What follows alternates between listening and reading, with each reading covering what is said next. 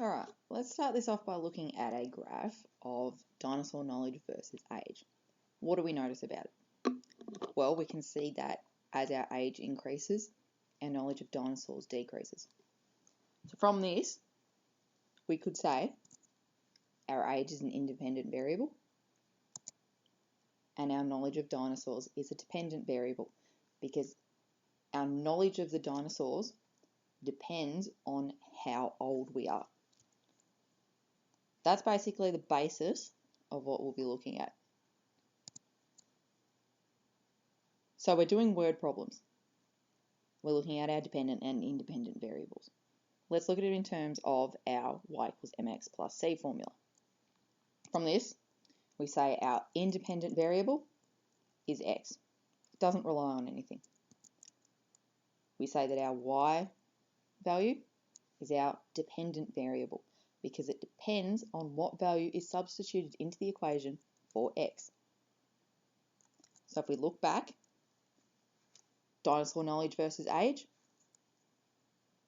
our independent variable is the age, dependent variable is the knowledge. Knowledge is dependent on our age. So in word problems, we don't always see the same pronumerals. We've always used the same ones, y, mx, c. For example, we could have the cost of a taxi ride identified as a pronumeral t. We could have the distance covered by the taxi identified as d. That means that instead of using our y equals mx plus c format, we're going to change it up and use t equals md plus c. Same format, different pronumerals. Let's look at a few examples now. Example 1, we've got a period of 6 months after planting a sapling. A certain type of sunflower shows linear growth, meaning straight line. One variable is dependent on another variable. After 3 months, the height of the sunflower is 36 centimetres. After 4 months, the height is 45 centimetres. Question 1, finding the rule that connects the height of the sunflower, h, in centimetres, and the time, t, in months. Again, different variables, different pronumerals. So what we're doing here is we are trying to write a rule or a formula from this very limited information that we are given. So first thing we need to do is identify dependent and independent variables. First one, dependent. We would say it's the height of the sunflower. Second one, independent, time. More often than not, your independent variable is going to be time, no matter what the question. So we say that linear growth follows the rule y equals mx plus c, but we're using different pronumerals, which have already been identified in the question itself. So h is used instead of y, t is used instead of x. So we can write a basic formula of h equals mt plus c. There's our basic formula. There's a few other bits of information we need to know as well. First one is the gradient, using y2 take y1 over x2 take x1. Let's go back to our original information we were given. 3 months, the height of the sunflower is 36 centimetres. From this, we can say x value is 3, y value is 36. Our second coordinates, after 4 months, the height of the sunflower is 45 centimetres. So we'd say our x value is 4, our y value is 45. We put those values into our gradient formula. So we get 45 take 36 over 4 take 3. Simplified down, 9 over 1. Simplified again, we get a value of 9, which means our m value is going to be 9. We then change up our formula. So we get h equals 9t plus c. Second bit of information we need the y-intercept, or the c value. So for this, we're going to take our first set of x and y values, the 3 and the 36, and we're going to substitute them into the equation. So start off with our h equals 9t plus c, substitute in x and y, which is, in this case, h and t. So we get 36 equals 9 times 3 plus c.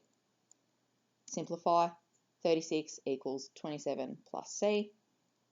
We need to get the c on its own, so we're going to do the opposite. We're going to take 27 from both sides cancel out. We're left with 36 take 27 equals C, which gives us a C value of 9. So we can now say the rule connecting the height of the sunflower, h in centimetres, and the time t in months is h equals 9t plus 9. That's our final formula. That's what we use from here on in. So now we can look at, using that same formula, how tall will the sunflower be after 6 months? There's our formula, h equals 9t plus 9. So if we look at the question, we know that the time is 6 months. So we're looking at the time in months, so t is 6. So we can substitute that into our formula now and get h equals 9 times 6 plus 9. Simplified to h equals 54 plus 9. Simplified again to h equals 63 centimetres. So we say after 6 months, sunflower is going to be 63 centimetres tall. What about how tall was the original sapling? So when it was first planted, how tall was it? Not a lot of information given in this question. But we can, going back to the very start, say that we want the height of the original sapling. So the height is going to be at 0 months, which means t is going to have a value of 0. So again, h equals 9t plus 9. Substitute 0 for the t. So h equals 9 times 0 plus 9. Simplified down to h equals 0 plus 9.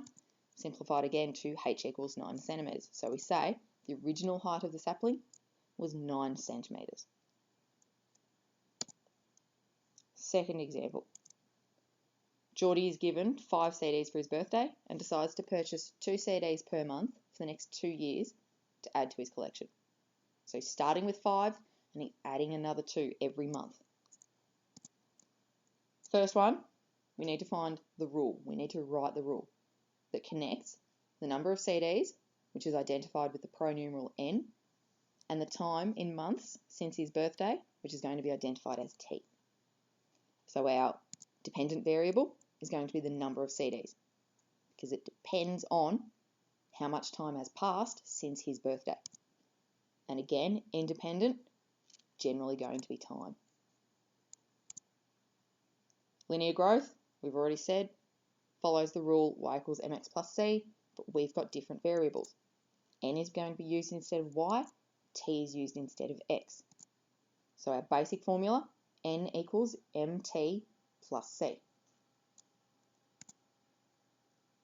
Again, same as what we did before. First thing we need to do is find the gradient. y2 take y1 over x2 take x1. Using the information given, we first need to determine 2 points that would lie on the graph.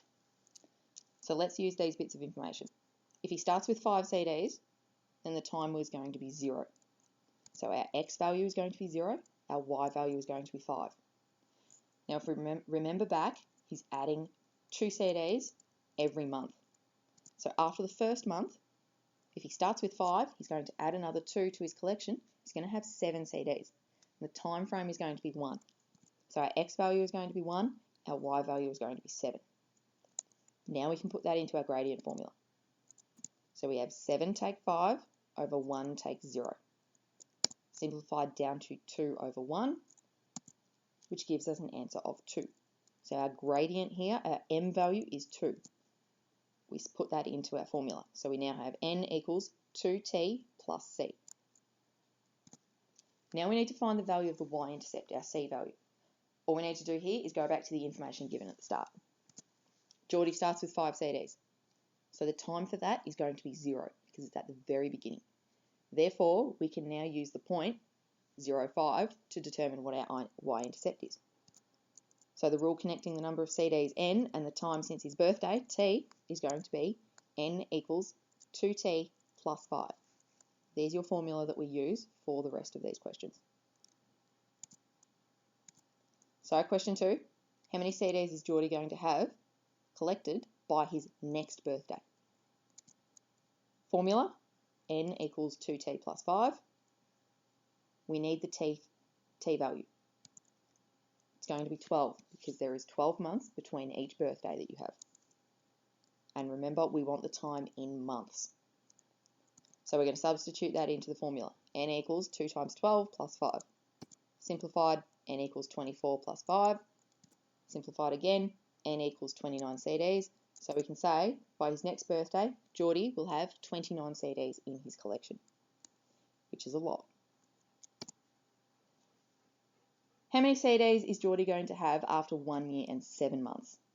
So this time we're given the time frame. We want to know how many CDs he's going to have. Firstly, we look at the time in months. 12 months in 1 year plus another 7 months gives us a t-value of 19. Our formula, N equals 2t plus 5. Substitute again. N equals 2 times 19 plus 5. N equals 38 plus 5. Simplified right down, N equals 43 CDs. So after 1 year and 7 months, Geordie is going to have 43 CDs. So he's making quite a collection for himself. Question 4. When will Geordie's collection reach 35 CDs? How many months is it going to take to get to 35 CDs? We know this time, we know the N value. We're not looking at the T value, we're looking at the N value. We know it's 35. So we substitute that in. So we get 35 equals 2t plus 5. Now we backtrack. So take 5 from both sides, because that's the last thing we did to the t. We cancel out. We get 30 equals 2t. Now we divide, because this reads as 30 equals 2 times t. Opposite of multiply is divide. So we divide both sides by 2, cancel out, we get an answer of 15. Therefore, it's going to take Geordie 15 months, or 1 year and 3 months, to collect 35 CDs. Alright, what I want you to do from here, have a go at exercise 7F, 1, 3, 4, and 7. If you get through those, now I know for some of you this might be a difficult concept to get your head around. We'll go through this more next week. But if you manage to get through those 4 questions, move on to the chapter review and do a few things from there. Also, make sure you are putting notes down, rules book. You need to keep that up to date as much as possible. And I will see you guys next Tuesday.